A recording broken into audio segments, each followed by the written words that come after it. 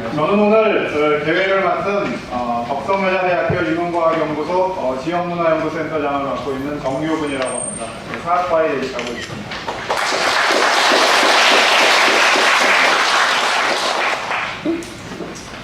지금부터 강북구 근현대사 기념관 개관 1주년 기념 덕성여자대학교 인문과학연구소 지역문화연구센터 제16회 심포지움을 시작하도록 하겠습니다.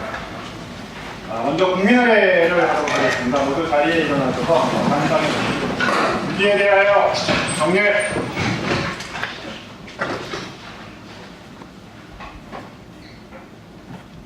바로 이어서 조국의 독립과 민주주의를 위해 헌신한 순국선열과 민주혁명에 대한 묵념이 있겠습니다. 모두 묵념.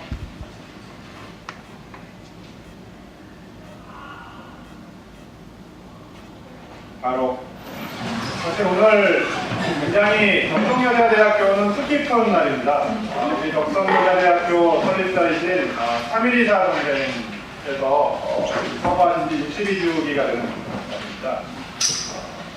그런데 이제 우리 덕성여자대학교가 어떻게 보면 3.1운동의 어떤 그런 정신을 바탕으로 해서 3.1운동이 일어난 지 1주년 되는 해에 3.124 선생님께서 조선여자교육회를 만드시고 덕성여자대학교의 모태를 세우셨습니다. 사실은 그전까지 이제 대화학교의 사장으로 계시다가 여성교육의 큰 뜻을 품으시고 나오셔서 이렇게 덕성여자대학교의 모태가 되는 조선여자교육회를 만들고 이런 학교를 만드셨기 때문에 어떻게 보면 오늘 심포지움의 주제와 또 우리 덕성여자대학교의 창학정신이 잘 어우러지는 그런 뜻깊은 날에 그런 행사를 하게 되는 것 같습니다.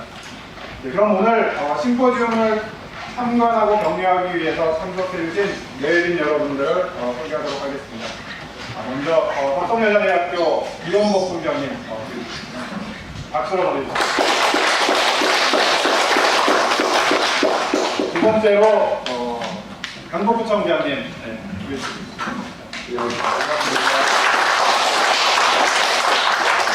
다음으로는 덕성여대학교 인문대학장님, 인문과학연구소장님, 다음으로 공동주최를 맡아주신 민족문제연구소의 임원희 연구장님, 다음으로는 우리 강북구 근현대사 기념관 관장님을 맡고 계시는 이준식 관장님.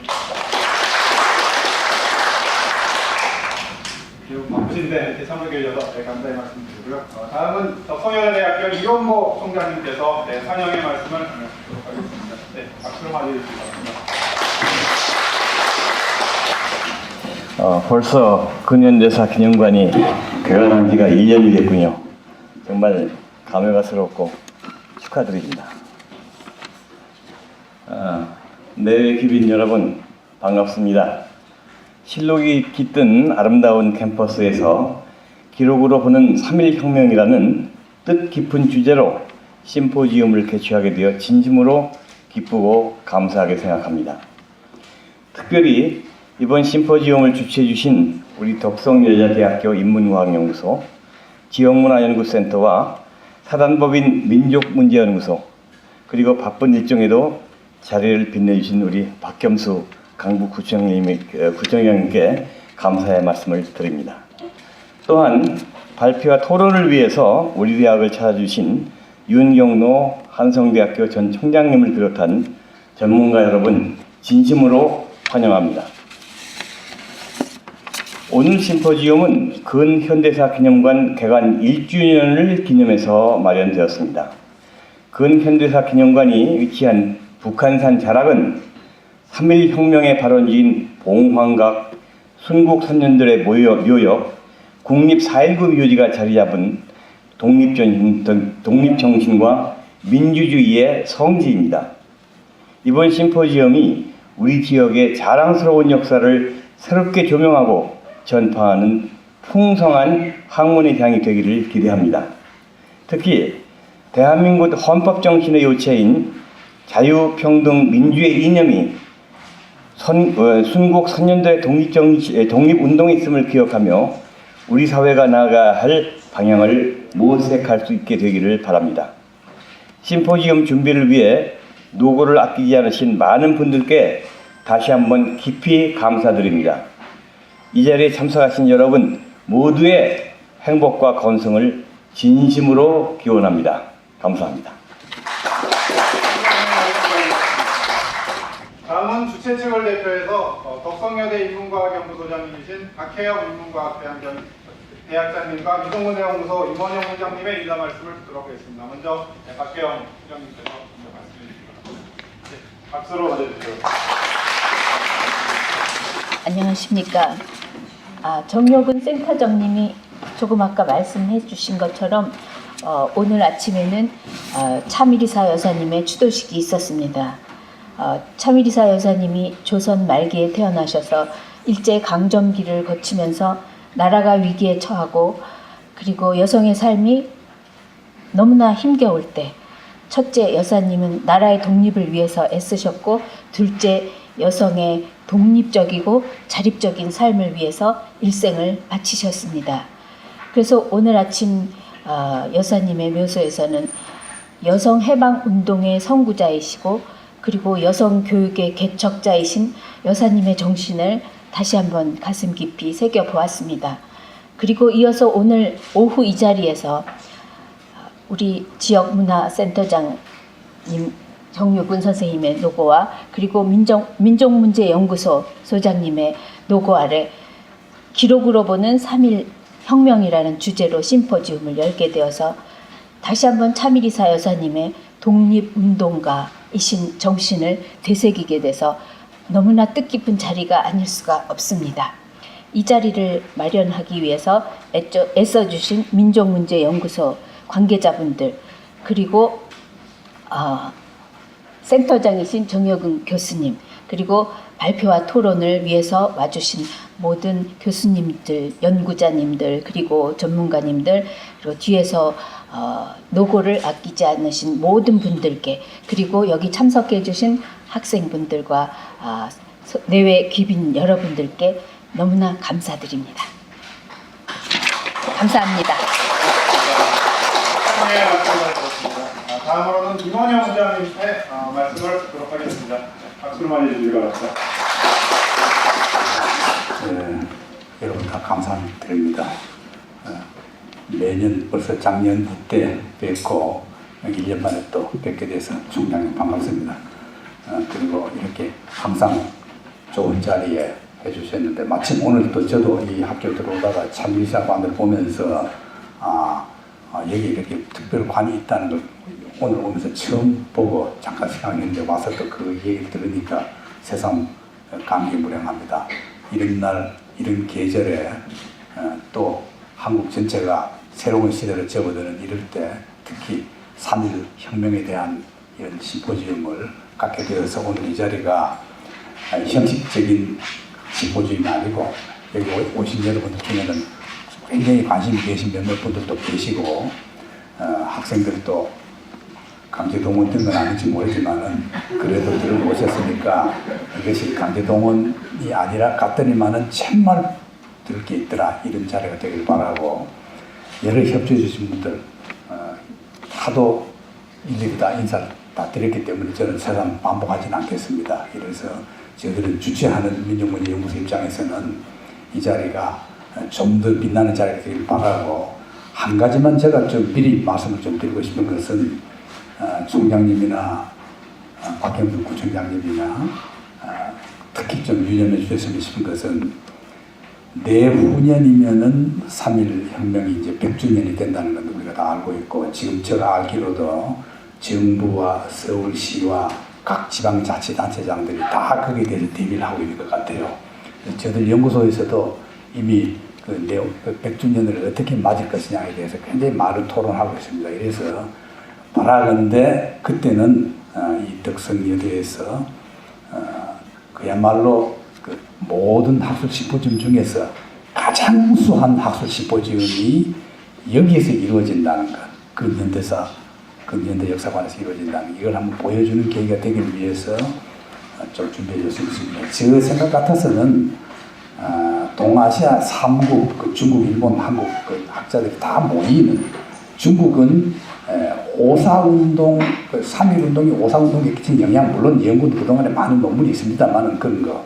일본 같은 경우는 다이쇼 데모크라시가 이 3.1운동에 어떤 영향을 끼쳤나. 이런 좀 국제적인 이 자리가 되도록 지금부터 저들도 노력을 하겠습니다만은 특히 구청장님께서 깊은 관심을 가져주시고 좋은 행사가 되기를 2년의 준비를 위해서 한 거고, 특히 오늘 이 논문은 아마 여러분들 어디서 듣기 힘든 논문입니다.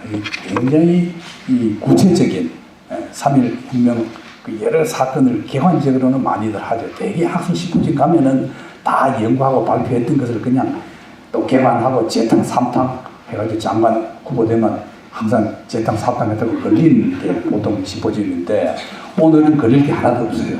지금 오리지널입니다. 그러니까 여러분들 대단히 심려를 기울여서 써주신 이런 박지자님과 또 나중에 토론에서도 상당히 진지한 문제가 나올 거니까 흥미있게 봐주시길 바라고, 이 계기가 우리나라의 민주화와 통일, 복지사회 그리고 여러분들의 빠른 취업에 도움이 되는 자리가 되기를 바라겠습니다. 여러분 즐거운 시간 가지기 바랍니다. 감사합니다. 이제 일장님께서는 3.1운동, 3.1혁명이죠. 3.1혁명의 이제 100주년이 이제 9회가 남았다는 측면을 가지고 하셨고, 또 그 다음 해가 우리 덕성여대 또 창학 100주년이 되는 그런 뜻깊은 그런 시기이기 때문에 뭐 그런 것들이 같이 잘 어울려져서 2019년, 20년 큰 행사가 덕성여대에서 또 강북구에서 잘 이루어질 수 있도록 그렇게 많은 분들이 도움을 주셨으면 감사하겠습니다. 네, 다음으로는 이 근현대사 기념관이 이제 1년이라는 짧은 기간에 다양한 사업을 전개하고 또 규모가 그렇게 크진 않지만 어떻게 보면 우리 한국 근현대사 역사 교육의 요람으로 이제 확실히 자리 잡게 된 그런 이제 모습이 된 것 같습니다. 이 근현대사 기념관 기록 건립의 주역이자 오늘의 성과가 있기까지 강력한 지원을 아끼지 않으신 이 강북구 박겸수 구청장님의 격려사를 듣도록 하겠습니다. 네, 큰 박수로 맞이해주시기 바랍니다.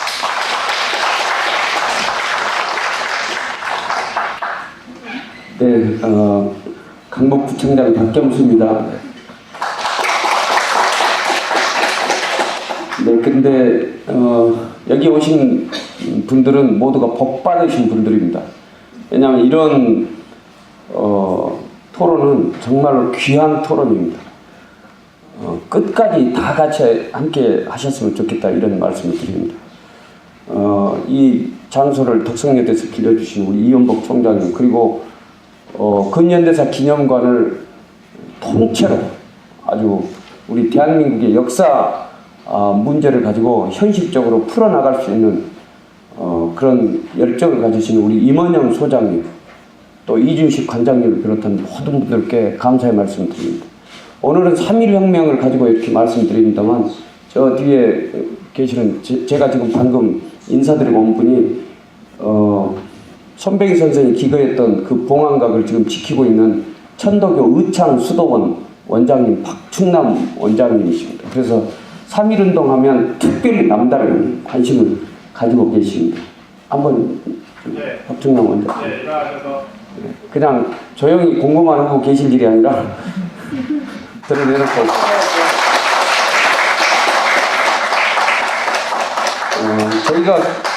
저희가 그 이쪽 북한산 자락에 순국선열들이 굉장히 많습니다. 16위가 계시고 3.1운동의 발상의 봉안과 손배기 선생이 실제로 3.1운동을 기획하고 추진했던 아주 그 역사적인 장소입니다.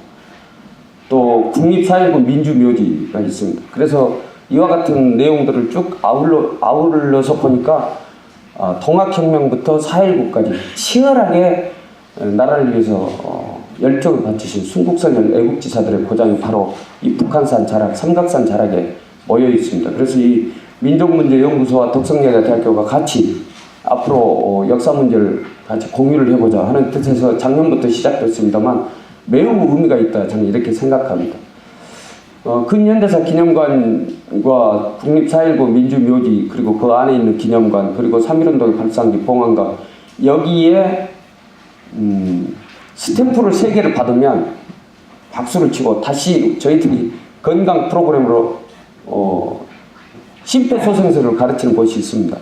거기까지 해서 4개의 스탬프를 받으면 음식값을 10% 싸게 주겠다 이렇게 합니다.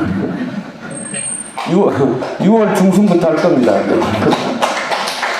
그래서 7월 말에 지하철이 개통되면 서울 시민들이 다 같이 이곳으로 와서 우리 역사 문제를 먼 미래 문제가 아니고 과거 문제가 아닌 현재 우리들의 문제로 같이 인식했으면 좋겠다. 저는 이렇게 생각을 합니다. 아마 각 기관에서 지금 말씀드린 대로 그런 3개 기관 말고 강북구 보건소에서 적극적으로 협력을 해서 시민들이 아주 역사를 남의 것이 아니라 바로 내 거였다. 이것을 하기 위해서 온 프로그램을 다 같이 가동을 시켜서 할 것입니다. 또 근현대사 기념관에는 지금 강북구에 있는 중학교 3학년 학생들이 어제부터 이제 공식적으로 교과 프로그램 과정으로 지금 찾고 있습니다. 왜냐하면 중학교 3학년 역사 교과서가 한국 근현대사가 중학교 3학년 역사 1년 받는 역사 교과서입니다. 그래서 지금 우리 강북구의 중학교 3학년들을 상대로 해서 시작을 합니다만 도봉구, 노원구, 성북구의 학생들이 같이 오고 나중에 서울시의 중학교 3학년 학생들이 교과서에서 1년 동안 배울 근현대사를 이곳에서 다 같이 배울 수 있도록 완벽한 일은 아니다 하더라도 아웃라인을 완전히 잡을 수 있도록 그렇게 프로그램을 진행할 계획입니다. 이런 것은 다 임원영 소장님께서 이준식 관장님과 같이 힘들어서 적극적으로 해주신 덕분에 그렇게 가능하리라 생각합니다.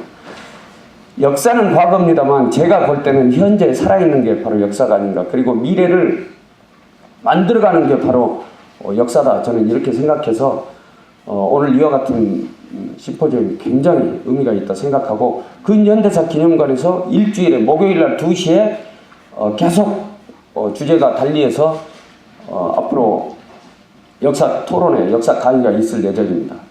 많이 홍보도 해주시고 저도 많이 홍보를 하도록 하겠습니다. 그래서 우리 모두가 역사를 남의 것이 아닌 바로 나의 것으로 했으면 좋겠다 이런 말씀 드립니다.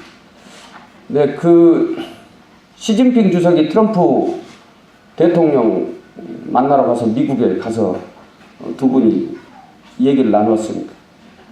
시진핑 주석 끝나고 나서 트럼프가 며칠 뒤에 한국은 중국 역사의 일부다 이렇게 해서 발언을 했습니다.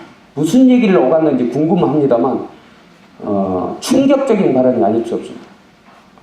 우리 역사는 대한민국 역사인데 어떻게 해서 미국 대통령이 한미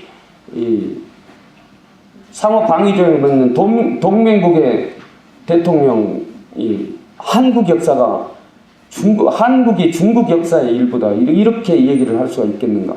이게 우리들이 뚫고 나가야 할 길이다 이런 생각입니다. 아무튼 오늘 이 3.1혁명을 주제로 해서 심포지엄을 하시면서 많은 좋은 영감들을 얻었으면 좋겠습니다. 다시 한번 이원복 총장님 그리고 민족문제연구소의 임은영 소장님 비롯한 참가해 주신 모든 분들께 감사의 말씀 드립니다. 고맙습니다. 앞으로도 근현대사 기념관을 전폭적으로 지원해 주시고 또 우리 역사에도 많은 관심 가져주시고 우리 법성여자대학교에도 많은 관심 가져주시고 지금 부총장님 말씀해 주신 대로 우리 여기 4.19 묘지 이쪽에 이제 북한산 둘레길이 있습니다. 지금 그쪽에 식당들도 많고 카페들도 많고 그러는데 요새 근현대사 기념관이 생기고 나서 많은 분들이 이제 등산도 하시고 이런 분들이 들르시니까 그 지역에 이런 음식이나 이런 것들이 식당들이 바뀐다고 해요. 그분들이 이제 즐겨하는 그런 걸로. 그래서 그런 경제적인 효과도 있고 또 우리의 민족의 역사를 또 많은 사람들이 보다 제대로 알 수 있게 그렇게 많은 노력을 해주시고 있습니다. 네, 전전설이 이제 생기면 앞으로 더 많은 사람들이 더 방문을 하지 않을까 싶습니다. 저는 제 길에 다니면서 강북구 하면 이제 가장 기억에 남는 게 역사문화 관광의 도시라고 해서 버스에 이제 딱 제 광고가 붙어 있는데 굉장히 기억에 남고 감명 깊은 그런 광고라고 생각합니다. 네, 그러면은 우리 발표하고 토론하실 분들을 제가 먼저 소개를 시켜드렸어야 되는데 지금이라도 아까 좀 다 안 오신 것 같아서 지금 먼저 소개를 시켜드리도록 하겠습니다. 네, 첫 번째 발표하실 최우석 성균관대 박물관 학예사분 박수 한번 해주세요. 두 번째 발표를 맡아주실 노기 카오리 민족문제연구소 선임연구. 세 번째 발표를 맡아주실 박경목 서대문연구소 역사관 관장님. 네 번째 발표를 맡아주실 이준식 근영대다 기념관 관장님. 토론자장을 맡아주실 민병로 전 총장님. 보고 계시다고 연락. 네, 아직 드리겠습니다. 김정인 토론하신 김정인 춘천교대 교수님도 아직 안 오셨습니다. 김동명 국민대 교수님, 펄순 충북대 교수님, 네, 그다음에 장신 역사문제연구소.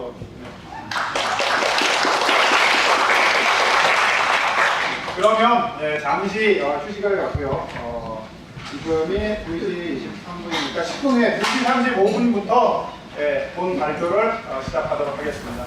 박수로 발표를 해주시기 바랍니다.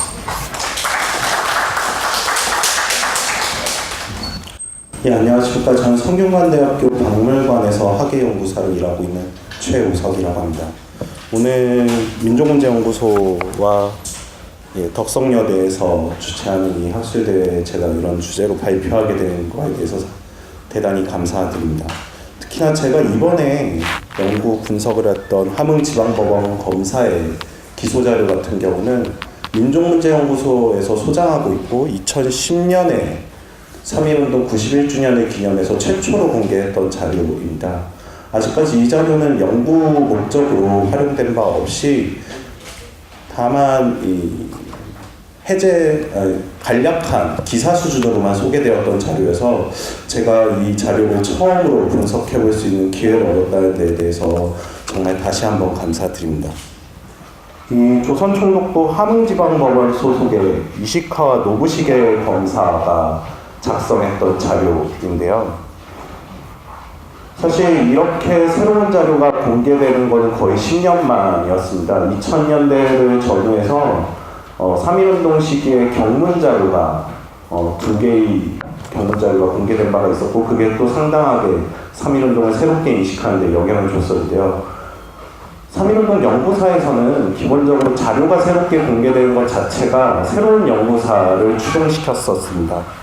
1969년에 저희가 3.1운동 연구에 있어서는 바이블처럼 여겨지는 동아일보사 주최의 3.1운동 50주년 기념 논총 같은 경우도 1960년대에 조선소요관계서류라는 소요사건 관계서류라는 일본 육군성에서 문서처를 만들었던 것들이 최초로 공개되면서 그 영향하에서 연구가 진행될 수 있었던 건데요.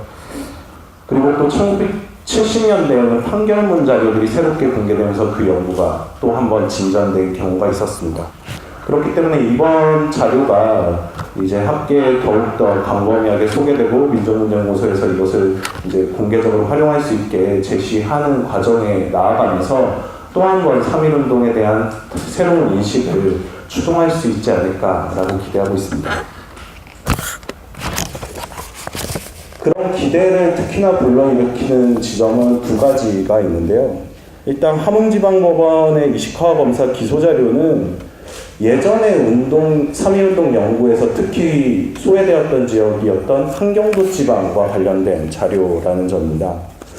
지방 연구가 1970년대부터 3.1운동 연구에서는 이루어졌습니다. 조동걸 선생님을 비롯해서 많은 연구자들이 진행을 했고 특히 이제 1990년대에 지방자치제 시대가 들어오면서 지방에서도 각자의 역사 구축에 관심을 갖고 상당한 재원을 이제 투자했었죠. 이때 지역 연구들이 가졌던 특성은 지역에 이제 밀착해서 필드워크를 통해서 운동에 직접 참여했던 분들이나 혹은 그 후손들을 찾아가서 구술을 체력하는 과정들을 동반하고 있었는데요. 그리고 또 이런 과정에서 이제 그 유족들이 가지고 있던, 후손들이 가지고 있던 새로운 자료들이 발굴되기도 했었습니다. 하지만 한경도 지방을 비롯한 북한 지역, 이른바 대한민국 관할 지역에 소속돼 있지 않았던 지역들은 이런 지역 연구들이 불가능했었던 거죠. 다만 이제 국사편찬위원회나 독립기념관 등의 관 주도에서 독립운동 총서류에서는 북한 지역의 3.1운동을 서술하려는 시도를 한 바가 있었습니다. 그 분량에서는 대한민국의 영역에 속해 있는 지역보다도 당연히 연구가 소홀할 수밖에 없었고 북한 지역 운동의 전체상을 정리했다라는 정도에서의 의의를 가졌습니다. 하지만 또 이런 작업을 할 때는 기본적으로는 후손들의 그런 증언이나 운동 당사자들의 기록을 확보할 수 없었기 때문에 기본적으로 일제 관원 측 자료들에 집중되어서 그 시선이 상당히 제한적일 수밖에 없었던 한계가 있었습니다. 민족문제연구소에서 공개한 이시카와 검사의 기소자료 역시 관원 측 자료라는 점에서는 이런 한계는 마찬가지로 지닐 수 있다라는 한계는 있습니다. 그러나 이 자료가 기존에 활용되던 자료들과의 차별성을 지닌 점이 크게 두 가지가 있는데요. 일단 군과 경찰이 보고문건에 3.1운동에 대한 보고를 올릴 때 모든 만세 시위를 기록하진 않았습니다. 당시에 일본 군경에게도 이 3.1운동은 너무나 거대했기 때문에 자신들의 수비 범위를 최소화하고 있었습니다. 일본인이 없는 지역은 다 병력을 빼버린 거예요. 그래서 거기 완전히 해방구가 되어버렸던 그런 지역들에서 일어난 만세 시위는 자신들이 있었는지도 모르기 때문에 기록되지 않았습니다. 그리고 또 근데 이와는 반대로 이제 재판 기록물, 이런 기소 자료와 재판 기록물에서는 사후에 그 지역에 들어가서 그 지역에 있었던 운동에 대해서 파악하고 운동에 참여했던 사람들을 검거하는 작업들이 일어났기 때문에 보고문건에 누락됐던 사건들이, 운동들이 이제 오히려 재판과 관련된 기소 자료나 기록물에는 남아있는 경우들이 꽤 있습니다. 북한 지역과 관련해서 열람 가능한 재판 기록이 사실 존재하고 있습니다. 경성복심법원이라고 해서 2심과 그리고 고등법원 판결문이라고 해서 3심에 해당하는 판결문이 실제로 남아있는데요. 하지만 함흥지방법원 등 더 아래 단위에서 일어났던 판결문들은 누락돼 있고요. 그리고 재판이 진행되는 과정에서 사실 상고라는 과정을 거치기 때문에 많은 분들이 상고를 하지 않았고 누락되는 운동에 참여했던 사람들이 있었고 그런 사람들을 사실 이 기소자료에서 확인을 할 수 있습니다. 실제로 기소자료의 명단을 보면은 태형에 처해졌던 분들이나 기소 유예가 됐던 분들, 불기소에 처해졌던 분들의 명단도 함께 확인되는 것을 볼 수 있었습니다. 그렇기 때문에 이 글에서는 이시카와 검사의 기소자료를 형식적, 구성적 형태를 살피는 것을 통해서 3.1운동을 어떤 식으로 처벌하려고 했었는가에 대한 양상을 1차적으로 확인을 하고 또 기존에 이제 일제 관원 측의 보고문건들에서 나타났던 3.1운동 양상과 좀 다르게 볼 수 있는 운동의 양상을 기소자료 내에서 확인하고자 했습니다. 일단 이 기소자료를 만들었던 사람에 대해서 알아볼까 합니다. 1919년 보안법 사건 서류처를 작성하고 소장했던 사람인 이시카와 노부시게는 1871년 11월 15일 후쿠오카현에서 태어났고 1889년에 메이지 법률학교를 졸업해 1908년까지 일본에서 사법사무에 종사했습니다. 1908년에 통감부 검사로 임명되어 조선으로 건너와서는 의주구 재판소, 전주구 재판소, 광주지방법원, 정주지청, 광주지방법원, 군산지청을 거쳐서 1917년 3월에 함흥지방법원에 옮겨 근무를 했습니다. 이시카와 같은 경우는 1919년 12월 27일을 마지막으로 조선총독부 검사직을 그만두는데요. 이 이후의 행적은 제가 현재까지 확인한 바로는 확인할 수는 없었습니다. 이시카와 노부시게는 식민지 조선 땅에 재직하는 동안 의병운동과 3.1운동에 참가한 사람들에 대한 탄압에 관여하였던 걸로 확인됩니다. 특히 이제 의병운동 관련해서는 전라도 지역의 의병 탄압에 이 사람이 검사 이름으로 기소한 판결문들이 실제로 확인이 되고요. 그는 운동 참가자들에 대한 수사와 기소를 진행했고 재판에도 참여해서 1910년에 고등관 7등 8급의 종 7위의 공리였던 그가 1920년 1월에는 고등관 4등의 종 5위에 올라갔습니다. 이게 어느 정도의 승진인지는 제가 아직 그런 승진 체계나 그런 것들을 비교해보지 못해서 명백하게 말할 수는 없지만 여하튼간 일제 측이 바랬던 그런 통치 안정화를 위해서 기여했던 직무활동의 결과로 이런 혜택들을 받았다라는 것은 추정해 볼 수 있습니다. 그가 작성하고 소장했던 자료 거표지에는 대정 8년, 1919년 보안법 사건 이시카와 검사라고 써져 있고, 그리고 자신의 이름에 장서라는 것을 덧붙인 도장을 찍어두고 있습니다. 그리고 그 다음 페이지부터는 사건 번호, 제명, 피고, 이름과 수라고 해서 누구누구의 몇 명 이런 식의 기술과 그리고 수록되어 있는 페이지들을 기록하고 있는 목록이 있습니다. 총 115개의 사건이 수록되어 있는데요. 기본적으로는 한경도 지방에서 3월에서 5월 사이에 일어났던 운동들을 대상으로 합니다. 목록 바로 다음 쪽부터는 순서대로 운동에 대한 기소 내용이 나타나는데요. 기소 자료의 기본적인 형태도 앞에 목록과 거의 유사합니다. 사건 번호가 일단 있고요. 피고의 이름과 수가 제시되고 위반 법률의 제목이 제시됩니다. 보안법 위반이라던가 보안법 출판법 위반, 소유보안법 위반, 회기 이런 식으로 적고 나서 만세시위 참여에 대한 내용이 간략하게 한 페이지에서 두 페이지 사이로 주로는 언급되고 있고, 거기서 독립선언유를 발행했는지 등등을 서술한 다음에 마지막에 치안을 방해하였다라는 식의 문구로 문장을 마무리 짓고 있습니다. 그리고 마지막에는 적용 법률을 적고 각각의 인물별로 형량을 어떻게 부과할지에 대해 기록해 두었습니다. 이 자료를 기소 자료로 현재 파악하고 있을 때 특이한 점은 자료에 운동 참가자들에게 적용해야 할 법률을 제시하는 것을 넘어서 이미 부과될 형량이 얼마만큼이다 라고 기록하고 있다라는 겁니다. 제가 옆에 이제 사진으로 표현을 해놨는데요. 좀 잘 안 보이실 겁니다. 두 개의 사진은 별개이고요. 한자로 보7이라고 일단 먼저 우측 상단에 쓰고 있습니다. 이거는 보안법 7조를 위반한 사건이라는 표현입니다. 그리고 아래 6이라는, 그 바로 아래쪽에 6이라는 숫자가 적혀 있는데요. 이거는 6월형을 부과하겠다라는 방침을 적어둔 겁니다. 그런데 그 옆에 태 90으로 적혀 있습니다. 태형 90대에 처했다라는 아마도 결과일 것 같습니다. 그것과 마찬가지로 옆에는 보안법이라고 써놨기 때문에 이건 마찬가지로 보안법 제7조를 위반했다는 내용인데 10이라는 숫자가 써져 있습니다. 사실 이 자료 말고 실제 자료를 보면 점을 찍고 10을 쓰고 있어요. 그게 이제 점 이후에 쓴 게 이제 월을 표현했다라는 걸 알 수 있고요. 1.6 하면 1년 6개월의 형량을 부과하겠다. 이런 식의 원칙들을 적어놓은 겁니다.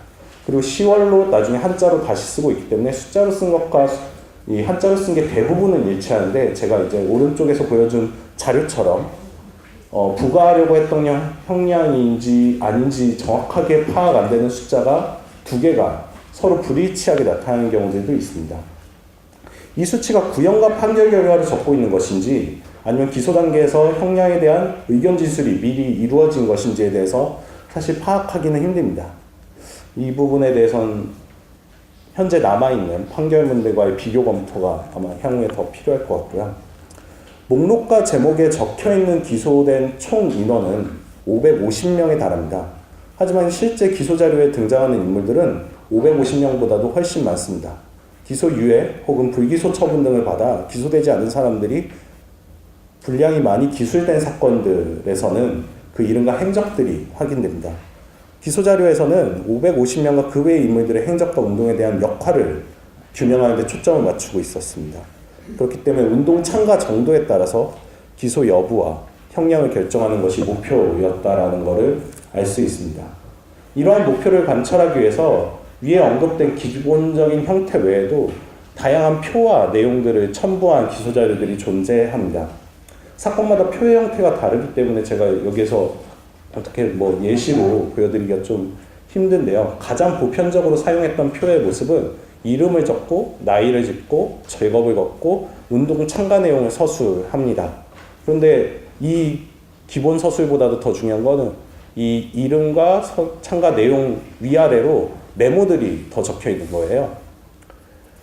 주모자, 토의자, 폭행 가담자 이런 식으로 운동에서 어떤 역할을 했는지 파악한 것을 적어놓은 경우들이 있고요. 구속 여부, 기소 여부 혹은 여성인지 등등을 적어놓은 경우도 있습니다. 그러나 이보다 더 다량으로 등장하는 것은 그냥 1, 2, 3, 4, 5, 6 이런 숫자들을 적어놓은 것들인데요. 이거는 제가 확인해 본 바로는 기소, 기소유예, 불기소 등급을 매겨서 각 운동 참가자의 처벌 수위를 정하기 위해서 숫자로 단순화했던 겁니다. 가장 죄가 중하다고 생각한 사람은 1등급으로 시작해서 6등급까지 매겼는데요. 근데 이 115건의 기소 자료에서 이 1에서 6등급이 의미하는 수치가 동일하진 않았습니다. 개별 사건별로 1등급을 받은 사람의 형량이 동일하지 않았고 가장 낮은 등급의 형량도 달랐습니다. 예로 살펴보면 강남섭의 8명의 보안법 위반이라는 건 같은 경우는 1등급은 2년을 받았고 4등급은 8월, 5등급은 6월 이렇게 설정됐었고요. 장병호의 17명의 보안법 위반에서는 1등급은 1년 6월, 그리고 6등급은 태형 이런 식으로 돼 있습니다. 이것은 당시에 일본 검사가 하나의 일관된 기준으로 3.1운동 전체 사건에 대해서 판단하고 기소하는 절차를 따졌던 게 아니라 결국은 개별 사건별로 별도의 판단을 계속해서 해나갔다라는 것을 알려줍니다. 그리고 이러한 형태 외에도 날짜별로 모임 장소와 참가자, 그 모임에 참가했던 사람들을 정리한 표나 선동한 사람과 피선동당한 사람을 정리한 표도 존재합니다. 그리고 환명길의 6명의 보안법 위반 사건에서는 북청 천도교구 개통도를 그리기도 했고요. 그리고 소요 보안법 위반 사건으로 된 김창영의 24명의 사건에서는 주모자, 모의자, 솔선자, 선동된 사람 1, 2로 구분한 명단을 싣기도 했습니다. 여기서 선동된 사람 1과 2는 폭력을 행한 정도로 분류했던 건데요. 그리고 또 인물 개개인별로는 서술에서 자백 여부를 표기하기도 했습니다. 이러한 메모들은 폭력을 강하게 이루는 사람에 대해서는 더 강력한 처벌을, 그리고 자백을 한 사람에 대해서는 과연 이게 이루어졌는지 모르겠지만 정상 참작을 하겠다라는 식의 판단을 하기 위한 메모는 아니었을까 지금 현재는 추정하고 있습니다. 기소자료 115건 중 86건, 즉 74.8% 정도가 두 쪽 내외의 적은 분량의 기본 형태입니다. 별도의 표나 리스트들을 첨부하여 분량이 많은 건도 10쪽 미만이 18건, 10쪽 이상이 11건 정도로 그렇게 페이지 수가 많지는 않습니다. 가장 쪽수가 많은 이근제외 40명의 보안법, 출판법 위반 사건 같은 경우가 60쪽에 달해서 상당히 이 자료가 풍성하게 구성되어 있다는 걸 알 수 있습니다. 예, 이시카와의 기소 자료를 제가 보면서 느꼈던 것은 이 자료가 함흥지방법원 검사국이 당시에 3.1운동에 대해서 어떻게 수사를 하고 관할을 했었는지를 확인시켜 준다고 생각했습니다. 1919년 당시에 한경도 행정지역은 한경남도 일부 16군이었고 북도가 일부 11군으로 구성되어 있었습니다. 근데 이제 기소자료에 소속되어 있는 그 건들을 쭉 비교해 봤을 때요. 한경남도에서 본 자료에 포함되지 않은 지역은 고원군, 덕원군, 안병군, 원상부, 이상 일부 상군이었고 한경북도에서는 경성군, 경원군, 경운군, 무상군, 불영군 등의 일부 8군이었습니다. 즉, 본 자료는 한경도 지역 전체 운동을 포괄하지 않습니다. 그렇다면 이런 제한은 왜 생겼는가라는 것을 판단해 봤을 때 함흥지방법원의 직제와 관련이 있었던 것 같습니다. 이시카와 노부시게가 함흥지방법원 검사국에 소속돼 있었는데 검사국에는 이시카와를 비롯해서 오카모토 요시노리, 이우이 이상의 3명의 검사가 있었고요.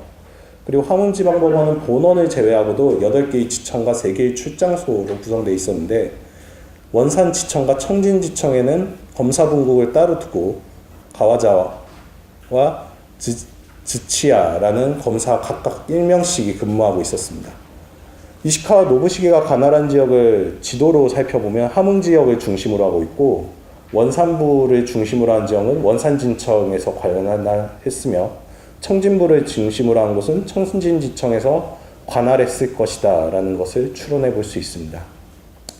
다만 이 자료에서 또 특이한 것은 한경도 지역이 아닌 강원도 양양군 지역이 함흥지방법원에서 운동이 취급되고 있다는 겁니다. 강원도 지역은 두 지방법원 관할로 나뉘어져서 있었습니다. 춘천지청은 경성지방법원 소속이었고요. 강릉지청은 함흥지방법원 소속이었습니다. 근데 그렇다 할지라도 강원도 지역 사건들을 많이 있었을 텐데 한 건밖에 이 기소 자료에 소속되지 않은 걸 보면은 아마도 다른 검사가 대부분의 강원도 지역은 또 관할하지 않았을까라는 추정을 해볼 수 있습니다. 또 앞에 표에서 유의할 점은 한 번의 만세 시위가 하나의 기소 자료로 구성되진 않았다는 겁니다. 장진군 같은 경우는 기소 자료가 총 6건이 있는데요. 이 6건은 모두 다 1919년 3월 14일 장진군 신남면 고토리에서 진행된 만세 시위에 참여한 사람들의 것입니다. 이런 경우는 보통 이제 재판이 올라가면서 하나의 재판으로 통합되어 처리되는 경우들이 있는데요. 또 그렇다고 해서 모든 재판이 같은 사건에서 진행된 사람들의 운동을 하나의 판결문 재판으로 통합해서 나가진 않았습니다. 함흥지방에서 있었던 이근제외 40명, 이규몽, 그리고 한이풍 등의 사건은 별도로 취급되고 있는데요. 이거는 재판 시기와 이 운동에 참여했던 사람들이 잡혀가지고 기소된 시점이 상당한 차이가 있었기 때문에 그런 결과가 난 것 같습니다. 검사의 기소 자료는 결국 재판으로 이어지는 과정 중에 하나였기 때문에 함흥지방법원, 경성복심법원, 고등법원의 과정을 거쳤고 일정하게 그 판결문들이 남아있는 것을 확인할 수 있었습니다. 그래서 판결문 유무 여부를 제가 확인해 봤을 때 복심법원 재판 기록만 있는 경우가 7건, 복심법원과 고등법원이 있는 경우가 52건으로 상당 부분의 것이 상당한 판결문이 남아있고요. 고등법원만 있는 경우가 29건, 그리고 재판 기록이 없는 경우가 27건이었습니다. 판결문이 있는 사건이 총 115건 중에 88건, 71.3%에 달하는 양이었는데요. 그러나 판결문 중에서도 고등법원 판결문 같은 경우는 주로 현재의 대법원과 비슷한 형태를 띠기 때문에 법리적인 검토만을 진행합니다. 그렇기 때문에 운동의 내용은 그닥 없이 얘네들이 상고한 거는 이유가 없다, 이 정도의 서술만 하고 넘어가는 경우가 있어서 그런 경우가 15건에 당했고, 실제로 복심법원 판결문이 없어서 내용이 소략한 경우도 또 14건이 있었기 때문에 사실 기소자료로 새롭게 볼 수 있는 건수는 56건, 48.7%가 새롭게 볼 가능성이 있다고 생각했습니다. 그리고 또 기소자료를 살펴보는 데 있어서 중요한 것은 기소자료에 포함된 운동들이 어느 시점의 활동인가 하는 점인데요. 자료 양상이 실제 시위 양상과 비슷하게 진행되었는지 확인해보고자 다음 페이지에 있는 표를 작성해봤습니다. 다음 페이지에 있는 표 같은 경우는 일제가 6월 달에 조선 소요 사건 일람표라고 해서 대체적으로 자신들이 경험했던 3.1운동의 양상에 대해서 정리한 표의 내용인데요. 한경도의 만세 시위 운동은 다른 지역에 비해서 늦게 시작했지만 곧바로 3월 중반에 운동이 집약적, 폭발적으로 나타났고 3월 동안에는 상당히 지속되었으나 오히려 다른 지역에서는 격렬했던 4월에는 다소 잠잠했던 것으로 평가됩니다. 일제 관원 측에서 정리했던 이 사건 일람표 같은 경우도 이런 양상을 온전히 보여주고 3월 10일에서 17일 사이가 운동의 절정기였던 걸로 확인이 됩니다. 그리고 3월 14일과 17일이 두 차례의 최고점을 이뤘는데요. 기소자료에서 다뤄진 운동의 시간적 추이도 이러한 시위 양상과 일치함을 확인할 수 있습니다. 115건의 기소자료 중에 85건이 3월 10일에서 17일에 몰려있는 게 확인되고요. 지금 표에 보면은 3월 10으로 써져 있어야 될 부분이 그냥 3월 20으로 써져야 됐을 부분이 조금 오류가 있어서 다 31, 32로 써 있는 거는 수정해 주시면 좋을 것 같고요. 이러한 집중은 본자료를 통해서 한경도 운동의 절정기를 재현하는 데 일정한 역할을 할 수 있으리라는 기대를 갖게 해줍니다. 근데 또 이렇게 너무 일치한다는 거는 당시에 실제로 일제 관원 측에서 이미 파악했던 운동들과 마찬가지로 그냥 똑같은 운동들이 확인되는 거 아닌가. 그러니까 누락했던 운동들이 이 기소자료에서도 여전히 누락되고 있는 거 아닌가라는 생각을 하게 됩니다.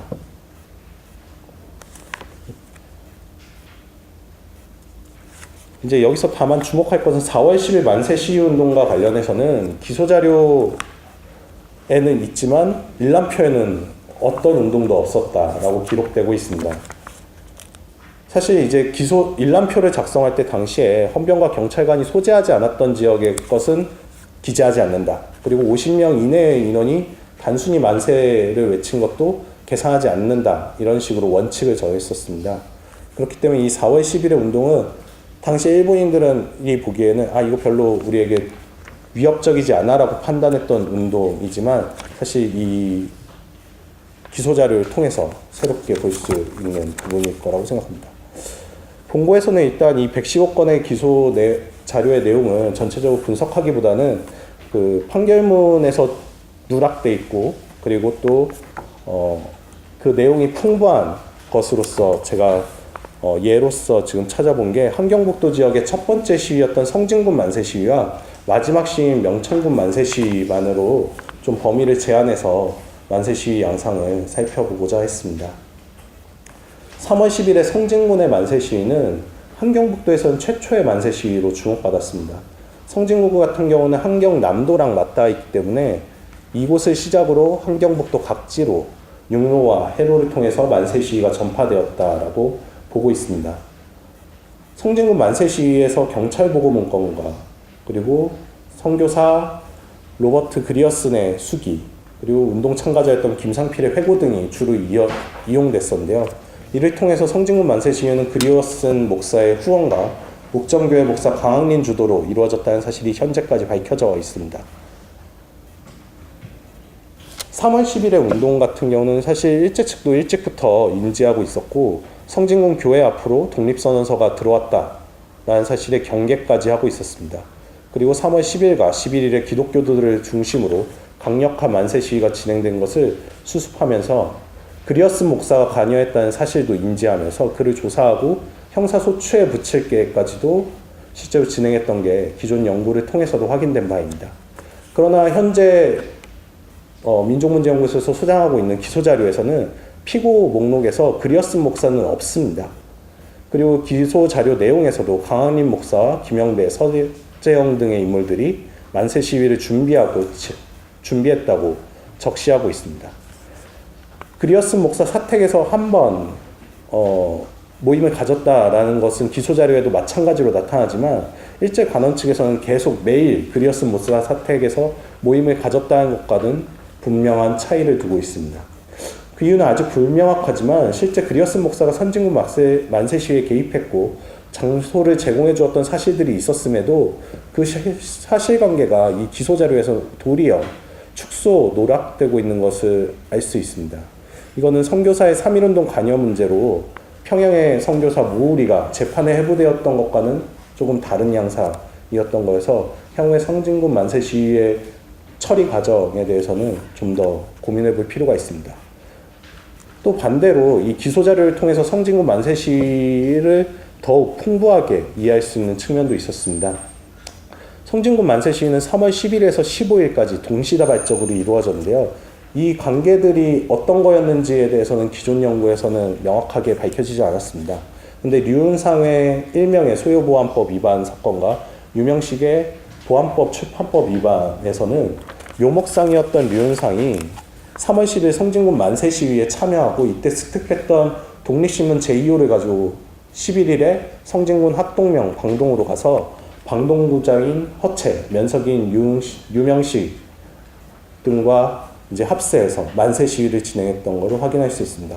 그리고 3월 12일에는 이 독립신문 제2호를 다시 베껴서 등사해가지고 각 구장에게 배포하고 3월 14일에 학동면 내 각동 주민 약 70명과 함께 만세 시위를 하면서 학동면으로 행진하기까지도 했습니다. 이런 기소자료 내용들을 조합해봤을 때 단순히 이제 3월 10일 만세 시위가 있었으니까 퍼졌겠지 정도로 인식됐던 것과 달리 되게 구체적으로 유은상이라는 인물 그리고 허채, 유명식 이런 사람들이 3월 10일에 만세 시위에 직접 참여를 하거나 아니면 그때 독립신문 같은 것을 영향을 받아서 다시 한번 만세 시위를 진행했다라는 것들을 확인할 수 있었고요. 그리고 4월 8일 명천군 만세 시위 같은 경우는 함경북도에서 거의 마지막 만세 시위 중에 하나입니다. 근데 기존 연구의 서술은 상당히 소략한 편입니다. 한두 줄밖에 없고요. 4월 8일 오전 11시에 명천군 서면 운동동에서 사립학교 교사를 중심으로 약 300명의 군중이 만세 시위를 개시하였다. 그래서 경찰이 출동해서 운동 주동자 4명을 체포해 해산시켰다라는 기술이 전부입니다. 그런데 기소 자료에는 이 사건과 관련해서 2건이 남아있고 관련된 사람의 명단만 해도 46명이 있습니다. 하나의 사건인데 2개의 건으로 처리되었던 이유는 4월 8일 만세 시위 당일날 4명이 체포되었고 4월 11일날 재차 만세 시위가 진행되면서 이때 42명이 체포되었기 때문입니다. 기본적으로 사립학교 교사가 주도했다라는 것에 대해서는 마찬가지의 인식을 보여주고 있는데요. 여기에서 주목하는 것은 지명들입니다. 4월 8일에 오전 11시에 한동희는 운동동에서, 그리고 추진동에서 또 나경산, 최계현, 김성윤이라는 사람이, 또 한승준은 상기동에서 연설을 해서 사평동이라는 지역에 300명의 주민과 학생들이 집합을 했습니다. 그리고 또 여기서 다시 재차 류영우가 독립연설을 감행했는데요. 이때 이들이 나누어간 추진동, 상기동, 사평동이라는 것들은 다 1914년의 행정구역 개편에서 사라진 지명들입니다. 운동동과 평기동으로 흡수된 지역들인데 일제가 설정했던 행정구역과 무관하게 자신들의 전통적인 생활공간에 기반해서 기왕의 마을 단위에서 밀착하여 만세 시위를 추진했다라는 사실을 이런 지명들이 출현하는 사실에서 확인할 수 있습니다. 그리고 4월 8일에 운동을 진행했던 사람들이 체포된 이후에는 4월 10일에 최기원과 한승준 등이 논의해서 만세 시위를 재차 추진했음을 알 수 있습니다. 사실 맺은 말로 넘어가겠습니다. 제가 이 이시카와 기소 자료를 보면서 아직까지 좀 분석이 소략하고 대체적인 흐름만을 잡는데 이번 발표에서는 기본적으로 치중을 했었습니다. 가능성과 한계는 좀 명백해 보였습니다. 환경도 지역을 다루는 새로운 자료라는 점에서 큰 기대를 갖게 하는 것은 맞지만 또 환경도 지역 전체를 포괄하고 있지 못해서 환경도 지역의 양상 이런 식으로 살피는 데는 약간의 아쉬움이 있고요. 그리고 기왕의 판결문 자료에서 누락된 운동이나 인물들이 등장하긴 하지만 자료량이 풍부한 측면도 있고 또 적은 측면도 많기 때문에 만족스럽지 못한 부분도 있습니다. 하지만 이제 기소 자료에는 다양한 암호와 같이 본인이 필기했던 이시카와 본인이 필기했던 기호와 표현들이 있기 때문에 이런 것들을 분석하는 것을 통해서 당시에 지금 현재 연구가 소략한 3.1운동에 대한 처벌 과정에 대한 연구 자체는 새롭게 가능하지 않을까라는 것이 있고요. 그리고 기소 자료는 매우 명백하고 깔끔하게 3.1운동의 개별 사건 내용을 정리해 나가는 단계에 있는 자료이기 때문에 사실 이 자료를 취급하면서 계속해서 걱정이 되고 의문이 들었던 거는 여기에 실린 거를 그냥 사실로 그대로 추인할 것인가. 제가 예전에 신문조서를 가지고 연구를 했을 때 느꼈던 거는 신문조서는 뭔가 사실을 캐물으려는 관원의 질문과 그 상황에서 운동의 현실을 감추려고 하는 운동가의 답 혹은 침묵 이런 것들이 엿보입니다. 근데 그 과정에서 일제 같은 경우는 그냥 명백한 죄를 하나 만드는 거에 대해서 되게 치중을 하거든요. 사실 이 기소 자료도 그런 결과물일 수 있기 때문에 이것을 어떻게 읽어야 될지에 대한 연구 방법론 자체도 새롭게 고민되어야 될 것 같습니다. 결국 이 자료를 마주한 연구자가 어떤 자세로 본 자료를 다룰 것인지에 대한 문제가 제기된다고 보고요. 번경과 동일한 위치에서 이 사람들이 다 그래 운동을 열심히 했겠지라고만 보는 것도 결국은 또 일제 관원의 편향에 오히려 우리가 휩쓸려 가는 거 아닌가라는 걸 하면서 어떻게 그 틈바구니 속에서 실제 역사상에 다가서 있지에 대해서는 계속해서 고민해 봐야 될 것 같습니다. 이상으로 발표를 마치겠습니다. 감사합니다. 인권문제연구소에서 공개한 이시카와 검사의 기소 자료를 분석해서 그 자료가 가지고 있는 한계, 내용 분석과 함께 한계를 말씀을 해주셨고 또 앞으로의 이제 전망에 대해서 이렇게 말씀을 해주셨습니다. 다음으로는 노기카오리 민족문제연구소 선임연구원께서 일본 지배층의 3.1항쟁 인식이라는 제목으로 발표를 해주셨습니다. 네, 안녕하세요. 민족문제연구소에서 선임연구원으로 활동하고 있는 노기카오리라고 합니다. 제 발표 주제는 일본 지배층의 3.1 항쟁 인식입니다.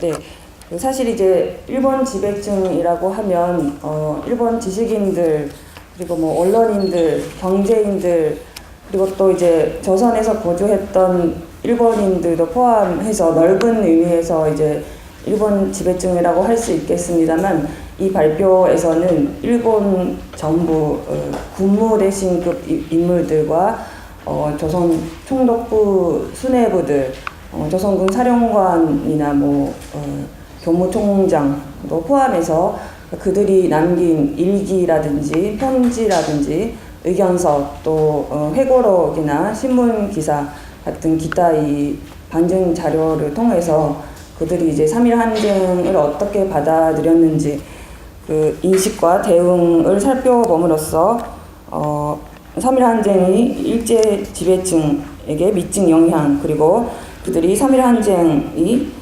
3.1 항쟁의 충격으로 이른바 이제 무단 통치에서 문화 정치로 통치 방식을 전환했는데요. 그 변화의 배경을 전망해보고자 하는 것이 이 발표의 취지입니다.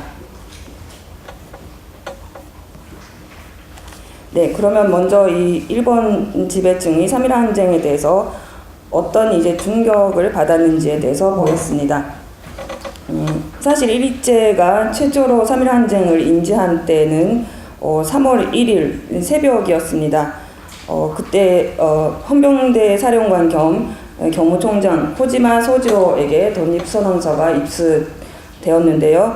바로 전무총감 야마가타 이사부로와 내무부 장관 우사미 카스오가 협의를 해서 알아보았고 그런데도 이제 확인이 되지 않아서 그날 이제 고종환제의 장례식을 준비를 하다가 전면적인 항쟁이 일어난 것이었습니다.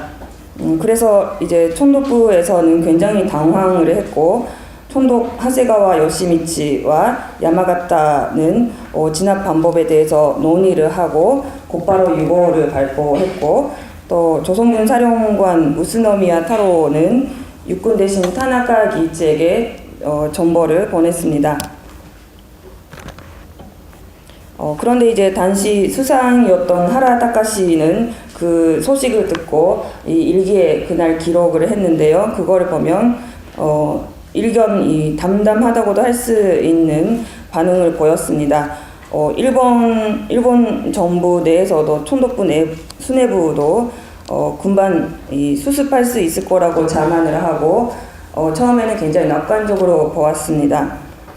그런데 이제 시위가 수습되기는커녕 전국적으로 이제 확산되어 가자 일본 정부와 총독부 수뇌부는 동요하기 시작했고 3월 5일에는 두 번째 유고를 발표하고 또 11일에는 항쟁이 사실상 국민 대부분의 정치운동이라는 조선군 사령부의 보고를 받은 일본 정부는 위기감을 드러내면서 이제 군모대신 회의를 열었고 그 자리에서 하라는 하세가와 총독에게 외국에는 극히 경미한 문제로 보여주되 조선 내에서는 강경한 태도로 탄압에 임할 것을 지시했습니다. 이러한 하라의 훈령에 따라 조선 내에서 더 무자비한 탄압이 자행되었습니다. 19, 20쪽의 인용문을 보시면 당시 치안 책임자였던 코지마는 언론을 통해서 변명으로 일관된 견해를 제시했고 당혹과 경악 속에서도 3.1 항쟁의 돌발적인 측면을 간주함으로써 당국의 무능함을 감추고 책임을 모면하려 시도까지 했음을 알 수 있습니다. 이렇게 3.1 항쟁이 일어나자 일본 지배층은 당혹과 경악, 낙관, 동요, 위기감 등 복잡 미묘한 반응을 보였고 그들은 이후 이 한층더 강경 진압으로 방향을 정하고 파병을 결정하고 무자비한 살육에 박차를 가했습니다. 동시에 일본 지배층은 3.1 항쟁의 원인 분석 그리고 대책 협의, 상황 조사 등을 연달아 시행했습니다. 야마가타 같은 경우에는 3월 말부터 도쿄를 방문하는 한편 이 조선 내에서 조사를 진행했고 또 일본 정부도 외무성 참사관 요시자와를 조선에 보내고 파견을 했습니다. 그리고 또 육군에서도 별도로 조사와 시자를 지시하고 자체적인 분석에 착수하기도 했습니다. 제2장에서는 다양한 경로를 통한 사태 분석에서 일본 지배층의 인식을 추적해 보도록 하겠습니다. 제가 이 일본 지배층이 3.1 항쟁의 원인을 어떻게 인식했는지 그들의 기록을 찾아보았는데요. 가장 이 자세한 분석을 한 게 조선군 사령관 우스노미야의 기록에서 볼 수 있었습니다.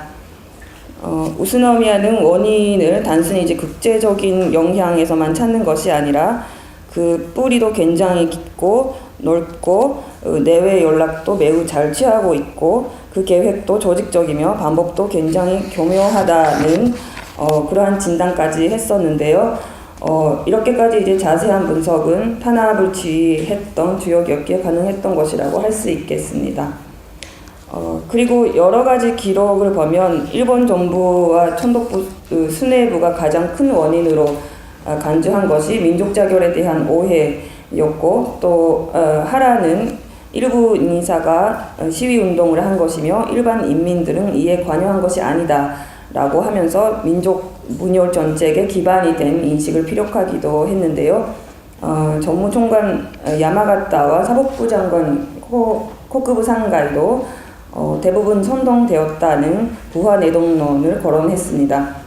사실 이 선동자와 관련해서는 당초 일본 지배층이 지목한 이들이 선교사들이었고 언론도 단초에는 그러한 선교사들의 선동에서 원인을 찾는 경향이 있었는데요. 특히 이제 미국의 시선, 비평을 우려했던 일본 지배층의 의도로 그러한 기사는 사라져갔고, 그리고 이 숫자리 이제 선교사들과 회담을 가졌던 단시 수상 하라는 선교사들과의 속동 회유 반침을 내세우기도 했습니다. 또 이제 외무성 참사관 요시자와는 시자를 마치고 난 후에 미국 선교사가 선동했다는 사실을 인정할 수 없다는 결론을 내리고 공개적으로 이를 천명하기도 했습니다. 또 일본 지배층은 식민 정책의 실패에 대해서 거론하기도 했습니다. 하라는 조선의 현행 제도는 근본적으로 잘못된 것이다 라고 단언했었는데요.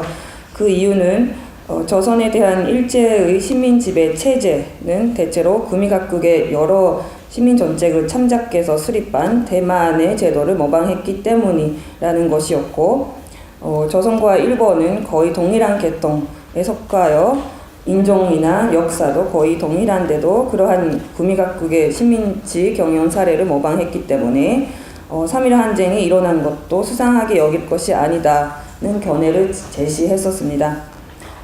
이러한 주장은 하라가 작성한 조선 통치 사견에서 제시한 것이었는데요. 하라는 예전부터 대만에 대해서 가능한 한 내지와 비슷하게 하고 끝내 내지와 급여를 없애는 체제를 수립해야 한다라는 주장을 하고 있었고, 계속 그러한 주장을 견지하고 있었습니다. 하라는 이러한 관점에서 이제 조선의 제도가 근본적으로 잘못된 것이고, 잘못된 것이라고 이제 단언을 했는데요. 이 구체적인 문제로는 대우 차별을 자주 언급했습니다. 조선인 다수의 이제 희망은 독립이 아니라 일본인과 동일한 대우에 있다고 거듭 말했다고도 합니다.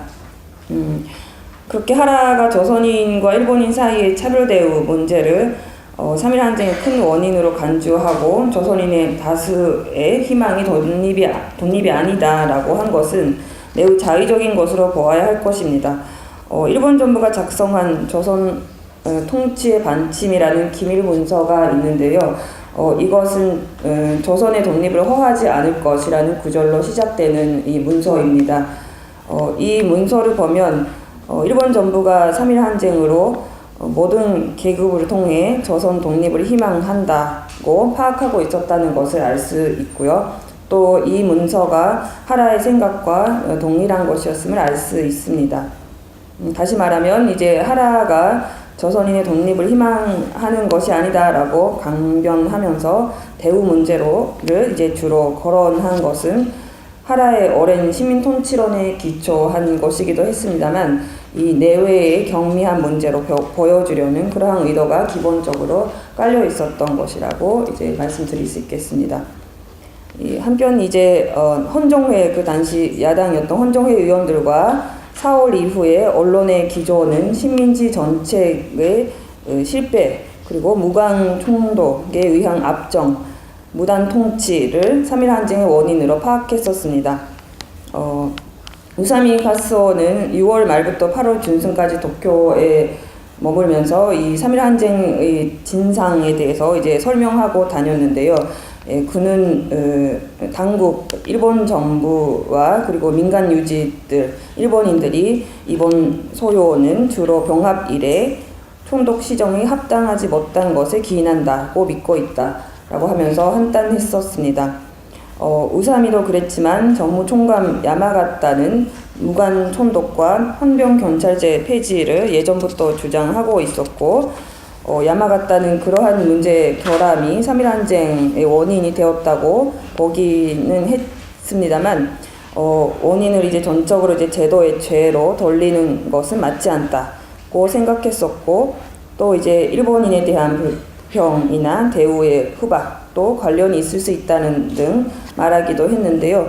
이 특별하게 거론할 정도의 원인이 아니다라고 이야기를 했고 또 사법부 장관 국구부 상가인은 이 주된 원인이 총독의 시정 그리고 재류 일본인에 대한 반감이 아니면 의심할 수 없다고 보았었습니다. 그 하세가와 총독이 신정이 범죄하고 간섭적인 것과 사회의 차별 대우에 대한 조선인의 편서 울발한 불평도 그 주요 원인이라고 본 것에 비해 이 통관부 시기부터 총독부 고위 관료로 계속 군림해온 이들은 식민 정책에 관한 문제를 3.1 항쟁의 주된 원인으로 보지 않은 것이었습니다. 네, 그러면 그들이 3.1 항쟁의 원인에 대한 인식을 어떻게 이제 통치 반식에 수렴을 했는지에 대해서 보겠습니다.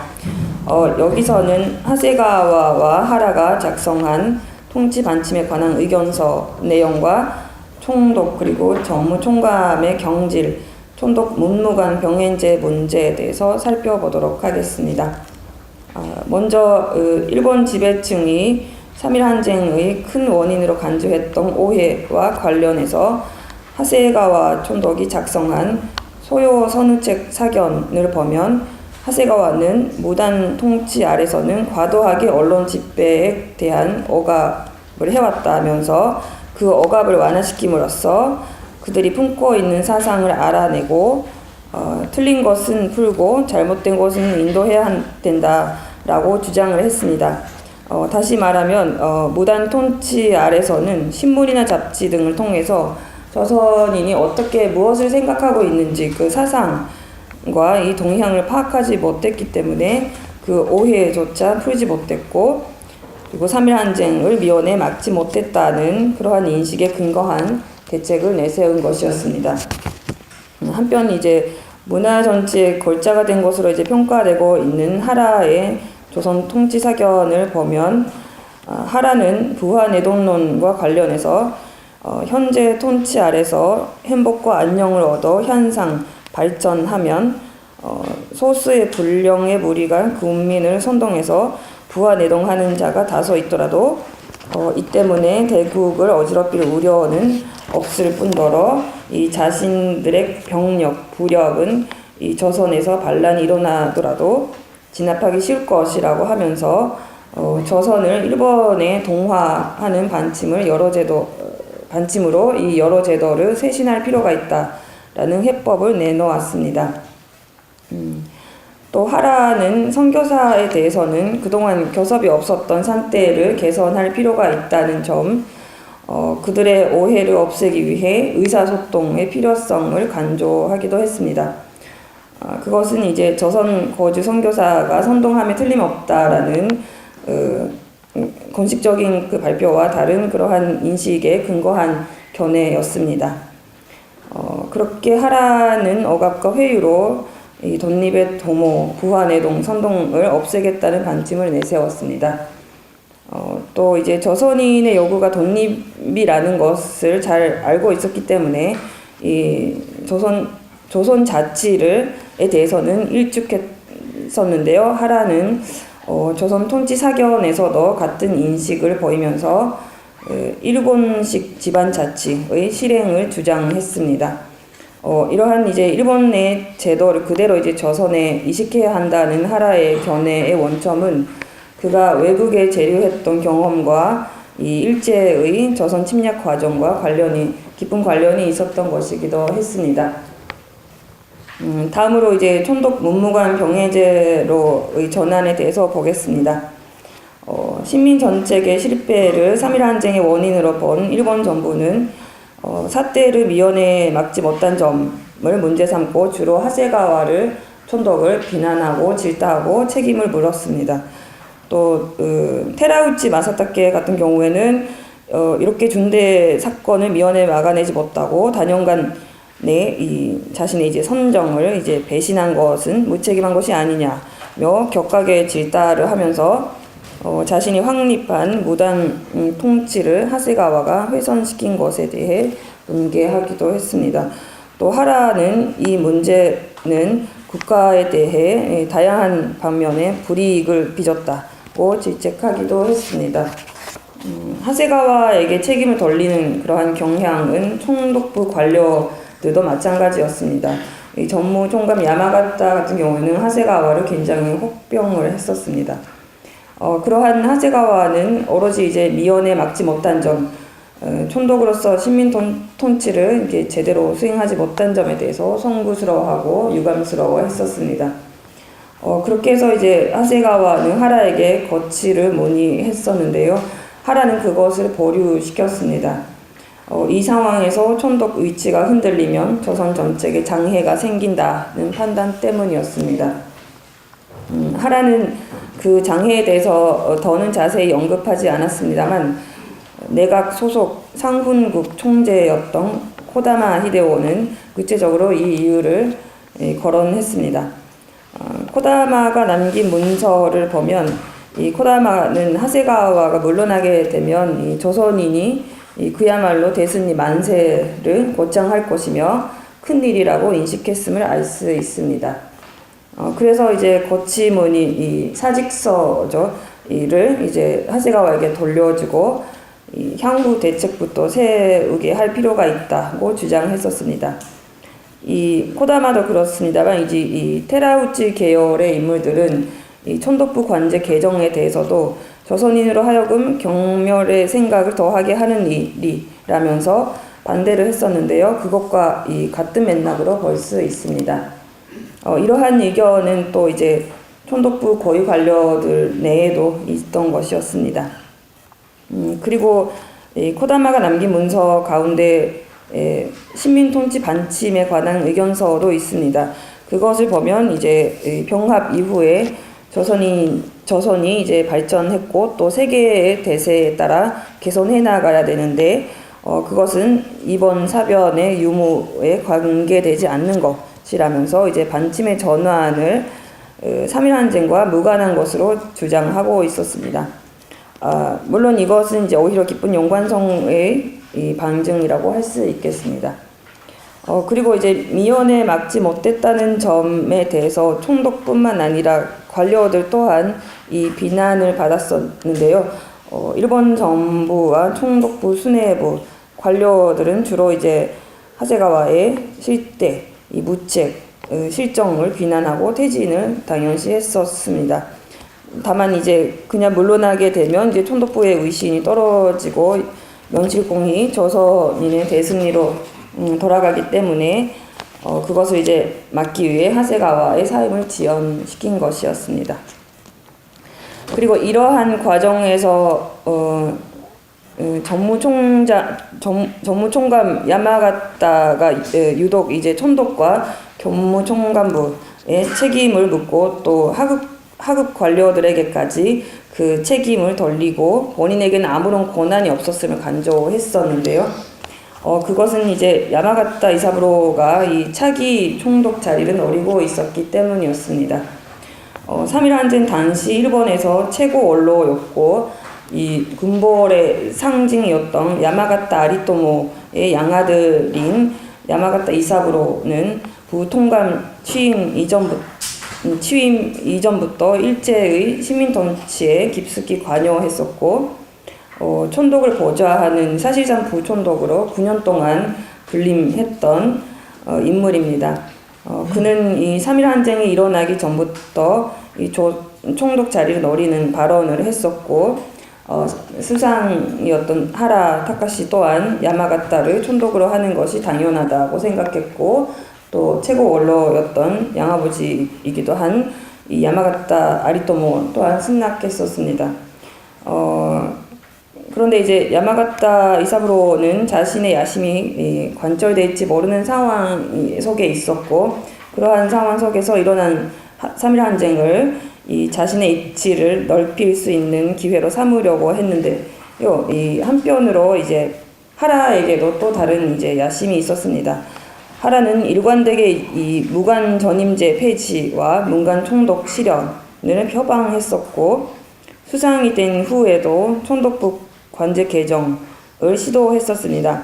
하라는 이 오랜 친구였던 야마가타 이사부로에 대한 동정심도 있었는데요. 이 3.1 항쟁으로 인한 동요를 계기로 자신의 야심을 원로 야마가타의 양아들이라면 조선에서도 이 선사시킬 수 있겠다는 판단을 했던 것이었습니다.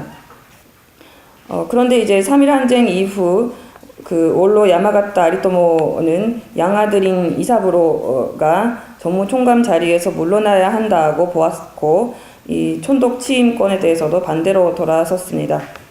이 하라는 원로 야마가타를 재차 설득했고 이 본인의 야심을 관철시키기 위해 총독부 내부의 의견이나 외국인들의 의견까지 동원했었습니다.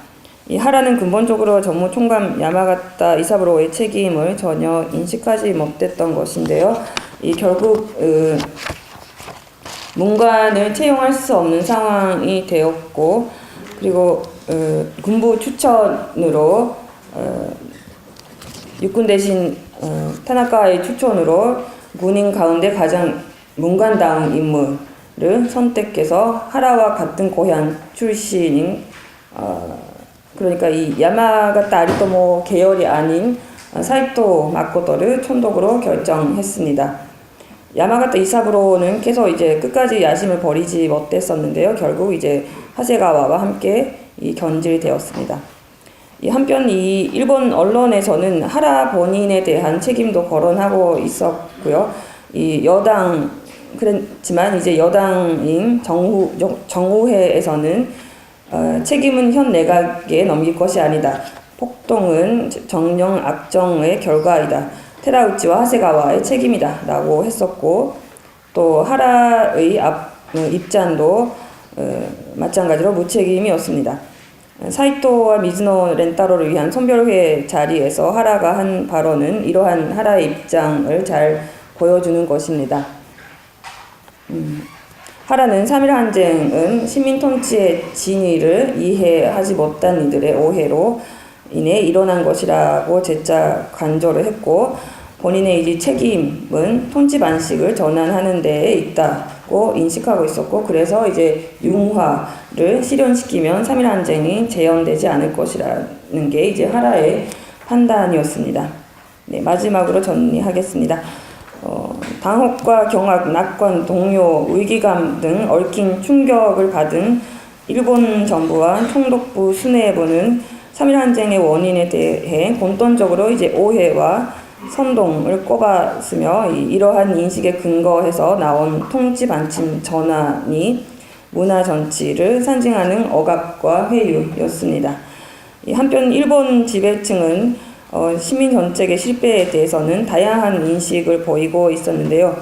그 인식은 단순히 일본 정부와 총독부 또는 이제 군부로 나눠서 파악할 수 있는 것이 아니었고 여러 입장이 얽힌 가운데 그들이 각자의 상황에 따라서 자의적으로 원인을 찾았던 것이었습니다. 이 통치 방식 전환에 대한 견해 또한 마찬가지였다고 할 수 있겠습니다.